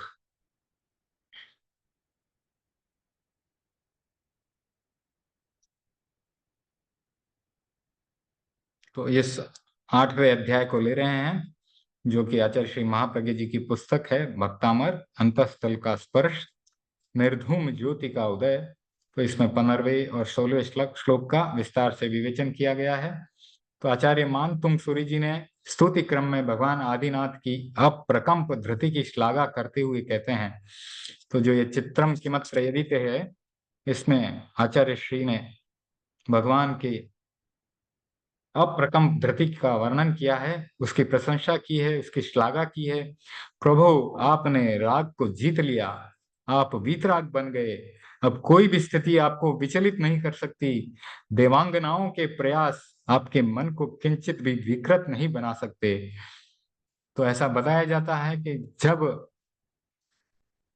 साधु या साधक जो होते हैं साधना करते हैं, तो उनको अपनी साधना से चलित करने के लिए तरह तरह के प्रयोग होते हैं। देवता भी उनको चलित करने के लिए तरह तरह के प्रयोग करते हैं। ऐसा बताया जाता है कि स्वर्ग से देवांगनाएं आकर उनके सामने नृत्य करती हैं, और जब साधक उनसे भी विचलित नहीं हो जाता तो अपनी साधना में और आगे बढ़ जाता है। तो राग मुक्त होने के बाद व्यक्ति विचलित नहीं होता, यह आश्चर्य की बात नहीं है। राग जहां तक होता है तभी तक विचलन होता है। यह बड़े जब राग हो और विचलन न हो, यह बड़े आश्चर्य की बात है। जब हमारा राग नष्ट नहीं हुआ है और तब विचलन न हो, यह बहुत ही आश्चर्य की बात हो सकती है। परंतु राग को जीतकर ऋषभ की धृति अप्रकंप बन गई, इसलिए वे अविचल बन गए। अविचल भी कैसे? मंदराद्रि पर्वत की तरह अविचल, हिमालय पर्वत की तरह अविचल, मंदार पर्वत की तरह अविचल। तो व्यक्ति में जितनी अधिक धृति होगी उतना ही अधिक वह शक्तिशाली और अविचल होगा। सब कुछ निर्भर है धृति पर। मन का नियमन करने वाली बुद्धि का नाम है धृति। निरुक्तिकार ने कहा, जस धी तस् सामण्यम, यानी जिसके पास धृति है वही श्रामण्य की का अभ्यास कर सकता है। जिसके पास धृति होती है उसके ही श्रामण्य होता है, वही साधु कहलाने का अधिकारी होता है। उस व्यक्ति में ही कषाय का विजय और राग द्वेष का विजय होता है, जिसमें धृति प्रबल होती है। धृति नहीं है तो व्यक्ति शीघ्र ही विचलित हो जाएगा। नीति का यह पद्य कितना मार्मिक है। विकार है तो सति विक्रियन्ते, येषां न चेतांसि तद एव धीराः। जो धृतिमान होता है वो विकार का हेतु आने पर भी विचलित नहीं होता। विकार है तो सति विक्रियन्ते, जब विकार का हेतु उपस्थित होता है तब भी उसको वो निष्क्रिय कर देता है। येषां न चेतांसि त एव धीराः, तो उसको ही धीर कहा जाता है। विचलन और अविचलन के संदर्भ में अनेक स्थितियां बन सकती हैं। एक स्थिति यह होती है कि विकार का हेतु मिला और व्यक्ति विकृत बन गया। दूसरी स्थिति यह हो सकती है कि विकार का हेतु नहीं मिला इसलिए विचलन नहीं हुआ। तीसरी स्थिति यह बन सकती है कि विकार का हेतु मिला फिर भी विचलित नहीं हुआ, और विकार का हेतु मिला और विकृत बन गया, यह तो सामान्य बात है। निमित्त नहीं मिलने पर विकृत नहीं हुआ, यह पारिपार्श्विक बात है। इन दोनों स्थितियों में कोई भी आश्चर्य जैसी बात नहीं है कि एक व्यक्ति को विकार मिला और वह विकृत हो गया, एक व्यक्ति को विकार का हेतु नहीं मिला और वह विकृत नहीं बना। तो इन दोनों में आश्चर्य की बात कोई नहीं है। निमित्त मिलने पर भी विचलन नहीं हुआ, तब यह आश्चर्य की बात होती है। तो आचार्य मान तुंग जी कहते हैं कि आपका विचलन तो और भी ज्यादा आश्चर्यकारी है, क्योंकि आपको मैं चौथी भूमिका पर देख रहा हूं, इसलिए मुझे आश्चर्य नहीं है। आपने निमित्तों को निरस्त कर दिया है, उनसे आप प्रभावित नहीं हुए हैं। जो प्रभावित होने की अवस्था है उसको ही आपने अतिक्रांत कर दिया है। भावित और अभावित ये दो अवस्थाएं हैं। मनुष्य इन दोनों अवस्थाओं में जीता है। जो मनुष्य भावित है वह निमित्त से प्रभावित हो जाता है। जो अभावित रहता है वह निमित्त के होने पर भी प्रभावित नहीं होता। आचार्य मानतुंग ने ऋषभ की अप्रकंप दशा का यशोगान किया। आप वीतराग बन गए, राग का उन्मूलन कर दिया, इस स्थिति में आपको कोई भी निमित्त विचलित नहीं कर पाए, आपके मन में किंचित भी विकार न आए, इसमें आश्चर्य की कोई बात है ही नहीं। आप अपनी बात को उदाहरण के द्वारा स्पष्ट करते हुए मानतुंग जी कहते हैं, प्रभु मैं जानता हूँ कि हवा तेज चले या धीमी, वह प्राणी जगत को प्रभावित कर सकती है। यदि हवा तेज है, तूफानी है, तो वह अनेक वृक्षों को उखाड़ देती है, धरती पर स्थित अनेक वस्तुओं को अस्त व्यस्त कर देती है। जब प्रलयंकारी तूफान आते हैं, तब छोटे मोटे पर्वत भी प्रकंपित हो जाते हैं, किंतु क्या प्रलयंकारी तूफान मंदराचल पर्वत को भी विचलित कर सकता है? क्या पर्वतराज कभी कल्पांत काल की हवा से चलित होता है? वह कभी विचलित नहीं होता। इसमें आश्चर्य क्या है? आपकी धृति मंदर पर्वत की भांति अप्रकंप है। आपका आत्मबल और कषाय विजय इतना दृढ़ और परिपक्व है कि राग का कोई भी उद्दीपन हो हेतु आने पर भी वह आपको विचलित नहीं कर सकता। मानतुंग ने अपने इस मंतव्य को इस श्लोक में गुंथ दिया है कि चित्रम किमत्र यदि ते श्री दशांगनाभिर्नितम मनागपि मनोन विकार मार्गम कल्पांत काल मरुता चलिता चलेन किम मंदराद्रि शिखरम चलितम कदाचित। तो यदि देवांगनाओं ने तुम्हारे मन को विकार युक्त नहीं बनाया, तो इसमें भगवान आश्चर्य की कोई बात नहीं है। पर्वत को प्रकंपित करने वाले प्रलय काल के पवन से क्या मेरु पर्वत को कभी प्रकंपित किया जा सकता है? नहीं किया जा सकता। उसी प्रकार आपको भी कोई चलायमान नहीं कर सकता। तो इस श्लोक में एक आध्यात्मिक तत्व का रहस्योद्घाटन हुआ है कि प्रत्येक व्यक्ति को राग विजय का प्रयत्न करना चाहिए और राग विजय के लिए धृति का विकास करना चाहिए, जिससे आने वाले उद्दीपनों से उसका बचाव हो सके। बहुत आवश्यक है धैर्य का विकास। जिसकी धृति बढ़ेगी, मन का नियंत्रण करने वाली शक्ति बढ़ेगी, उतनी ही आश्चर्य की बात कम होती चली जाएगी। जहाँ राग पर विजय होती है, वहां ज्योति प्रकट होती है। राग, द्वेष और कषाय ये अंतरात्मा में अंधकार पैदा करने वाले तत्व हैं, तमोगुण पैदा करने वाले तत्व हैं।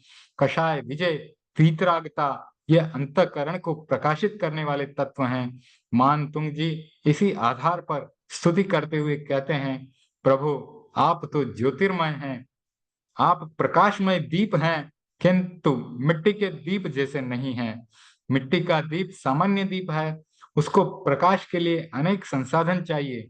अब ये अगले श्लोक की चर्चा हो रही है, 16वें श्लोक की। प्रकाशित होने पर भी मिट्टी का दीप कब बुझ जाए कहा नहीं जा सकता। मिट्टी के दीप के संदर्भ में 5 तथ्य स्पष्ट रूप से प्रचलित हैं।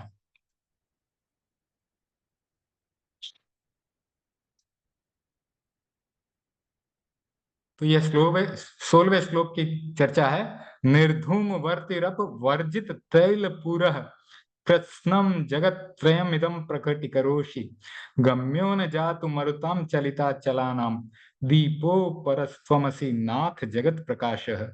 तो भगवान को एक ज्योतिर्मय दीप के साथ उनकी तुलना की जा रही है कि आप तो ज्योतिर्मय हैं, लेकिन किस प्रकार से आप दीप से अलग हैं उसके बारे में बताया जा रहा है।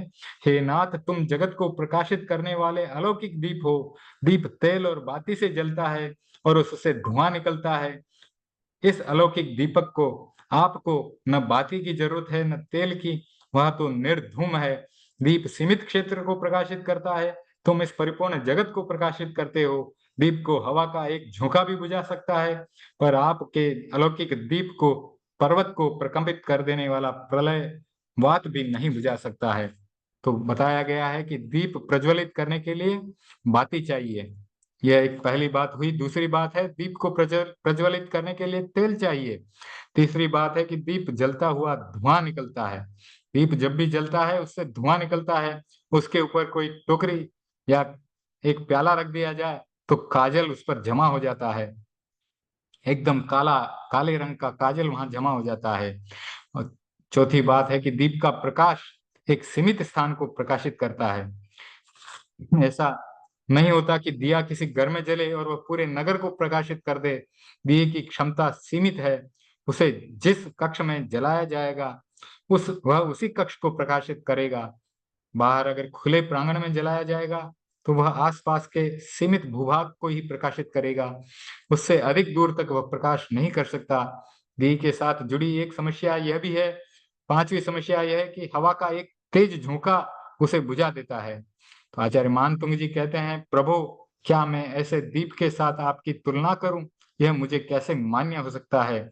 वस्तुतः आप ऐसे दीप नहीं हैं, किंतु आप तो अपूर्व दीप हैं, विलक्षण दीप हैं। अपूर्वता का एक कारण है कि आप ऐसे दीप हैं जिसको तेल की जरूरत नहीं है। आप ज्ञान का प्रकाश सब जगह फैला रहे हैं, लेकिन आपको तेल की जरूरत नहीं है। अपूर्वता का दूसरा कारण है कि आप ऐसे दीप हैं जिसके लिए बाती की जरूरत नहीं होती है। अपूर्वता का तीसरा कारण है कि आप ऐसे दीप हैं जिसमें से धुआं नहीं निकलता, दिव्य प्रकाश ही निकलता है। निर्धूम दीप हैं आप। प्रत्येक दीप धुआं उत्सर्जित करता है, प्रकाश के साथ धुआं एक आश्चर्य की बात है। एक कवि के मन में दीप के साथ धुएं की ऐसी ही जिज्ञासा उठी, उस जिज्ञासा का समाधान उसने स्वयं दे दिया।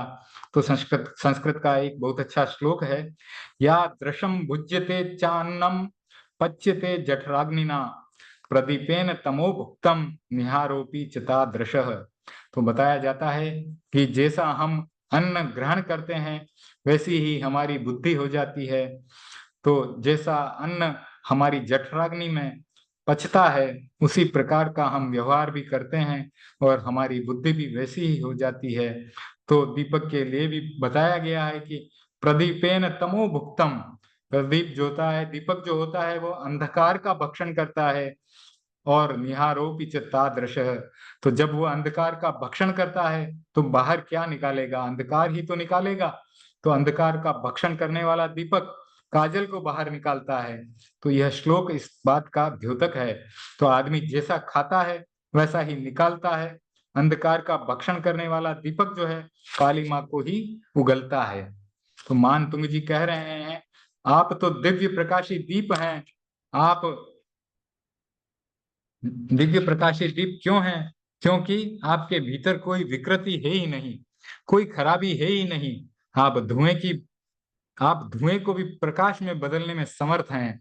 तो अपूर्वता का चौथा हेतु है कि आप दिए की भांति एक सीमित भूभाग को प्रकाशित नहीं करते, किंतु आप संपूर्ण लोक को प्रकाशित कर देते हैं। केवल ज्ञान पूरे लोक को प्रकाशित कर देता है। जो केवल ज्ञानी व्यक्ति हैं, उनसे कोई भी बात छिपी नहीं है। लोक का कोई भी कोना ऐसा नहीं है जिसको वह नहीं देखते हैं, नहीं जानते हैं। कहीं अंधकार नहीं रहता, कहीं दीवार नहीं रहती, कोई भी व्यवधान उनके ज्ञान के बीच में नहीं आता। संपूर्ण ज्ञेय केवल ज्ञान का विषय बनता है, उसके लिए अज्ञेय कुछ भी नहीं है। न जानने जैसा कुछ भी नहीं है, सब कुछ जानने की सीमा में आ जाता है। इस संपूर्ण लोक को प्रकाशित करने की क्षमता से आप एक अपूर्व दीपक बन गए हैं। अपूर्वता का पांचवा हेतु है कि आप अप्रकंप दीप हैं। उसे न हवा का झोंका बुझा सकता है, न पर्वतों को उड़ा ले जाने वाला भयंकर तूफान भी बुझा सकता है। अपूर्व प्रकाश की उपलब्धि के लिए ये पांचों बातें प्रत्येक आध्यात्मिक व्यक्ति के लिए आवश्यक होती हैं। इनका निरंतर विकास किया जाना चाहिए। तो विकास की दृष्टि देने वाला यह श्लोक है, निर्धूमवर्तिरपवर्जित तैलपुरः कृत्स्नं जगत्त्रयमिदं प्रकटीकरोषि गम्यो न जातु मरुतां चलिताचलानां दीपो परस्त्वमसि नाथ जगत प्रकाशः। वस्तुतः इस श्लोक द्वयी में आचार्य मानतुंग ने आंतरिक शक्ति का उद्भावन किया है। धृति, राग विजय, अविचलन और प्रकाश का महान संदेश दिया है। यह दोनों श्लोक एक प्रकार के मंत्र हैं। जो व्यक्ति मानसिक अविचलन की साधना करना चाहता है, ब्रह्मचर्य की साधना करना चाहता है, उसके लिए यह श्लोक महामंत्र का काम करेंगे। इंट्यूशन पावर अथवा अंतर्दृष्टि के जागरण के भी ये श्लोक महान सूत्र हैं। इस पवित्र ज्योति का ध्यान और इस श्लोक द्वयी की आराधना आध्यात्मिक संपदा का संधान है। जो व्यक्ति आध्यात्मिक संपदा को प्राप्त करना चाहते हैं, इन दो श्लोकों का जरूर ध्यान करें और अपना विकास करें। अब हम थोड़ा समय बाकी है, तो कल्याण मंदिर के 15वें श्लोक की थोड़ी सी चर्चा कर लेंगे, उसको शुरू कर देंगे। तो कल्याण मंदिर का 15वां श्लोक जो है वह देह से विदेह की यात्रा के संबंध में है, और वह इस प्रकार से है।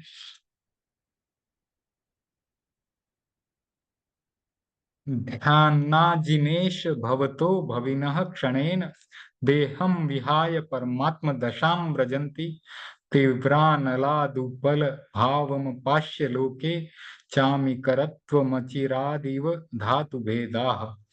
तो हे जिनेश, तुम्हारा ध्यान करने वाले प्राणी शरीर का त्याग कर क्षण भर में ही परमात्म दशा को प्राप्त हो जाते हैं। जैसे लोक में विभिन्न धातुएं प्रचंड अग्नि के योग से पाषाणत्व को छोड़कर क्षण भर में ही स्वर्णत्व यानी अपनी शुद्ध अवस्था को प्राप्त हो जाती हैं। इस श्लोक में भी पहली दो लाइनें जो हैं वह एक प्रश्न को उपस्थित कर रही हैं, और अंतिम दो लाइनें उसका उत्तर प्रदान कर रही हैं। तो देह से विदेह की यात्रा के बारे में एक रहस्य का उद्घाटन यहाँ किया जा रहा है।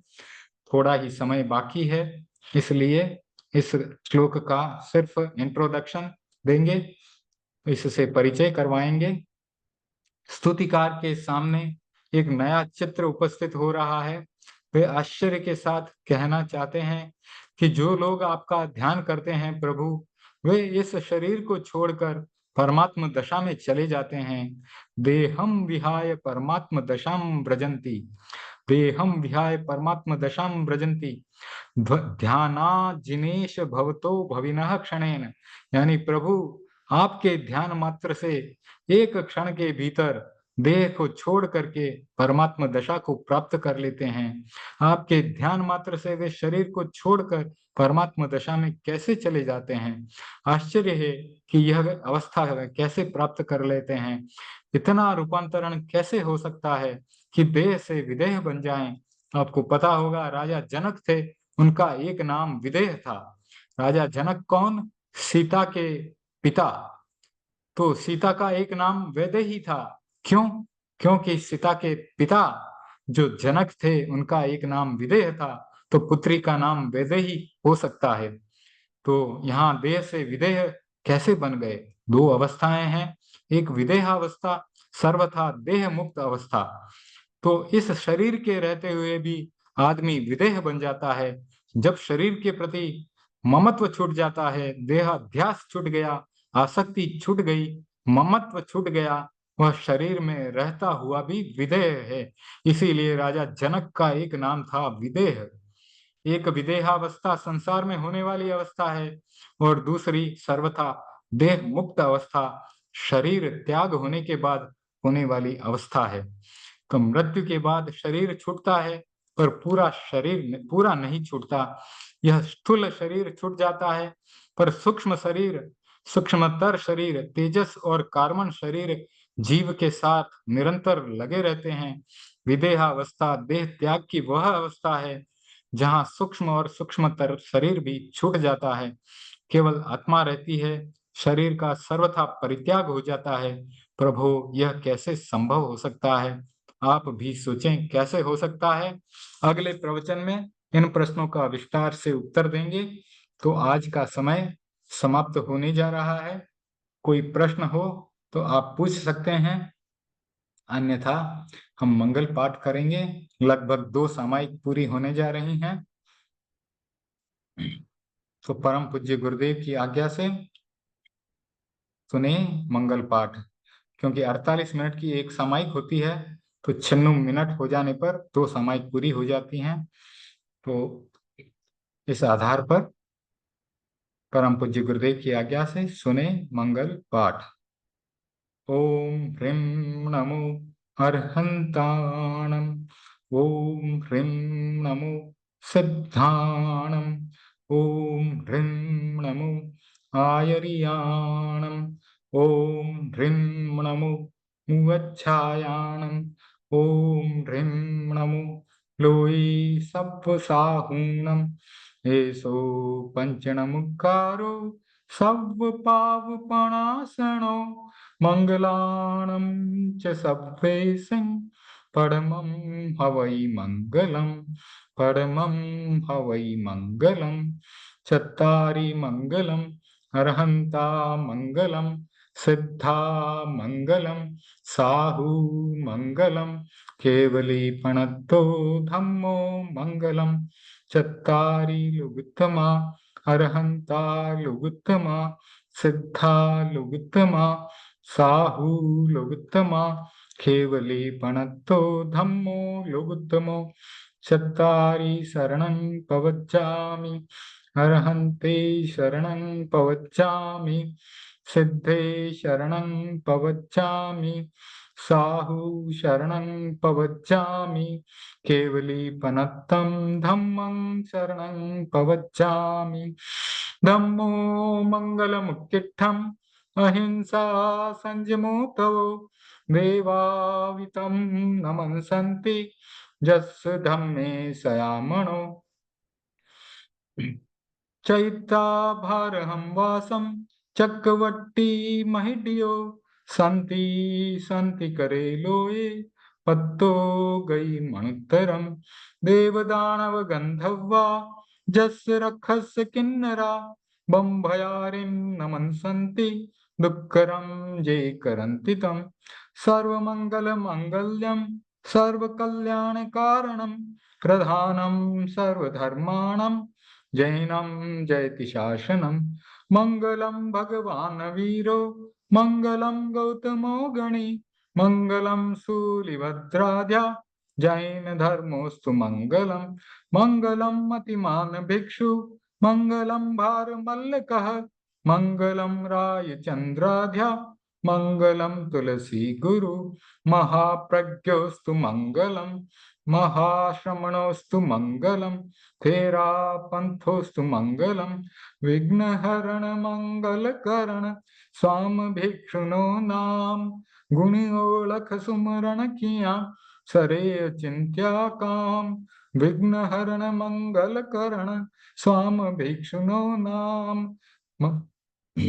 विघ्नहरण मंगलकरण स्वाम भिक्षुनो नाम गुणियोलख सुमरण कर्या सरे चिंत्या काम विघ्नहरण मंगलकरण स्वाम भिक्षुनो नाम गुण ओळख सुमरण कर्या सरे चिंत्या काम सरे चिंत्या काम सरे चिंत्या काम अंगूठे अमृत बसे लब्ध तना भंडार श्री गुरु गौतम सुमरिये मन वांछित फल दातार मन वांछित फल दातार। ओम अरहम जय जिनेन्द्र। आप सब इस स्वाध्याय में जुड़े आप सबका आभार धन्यवाद। अब इस मीटिंग को संपन्न करेंगे। जय जिनेन्द्र।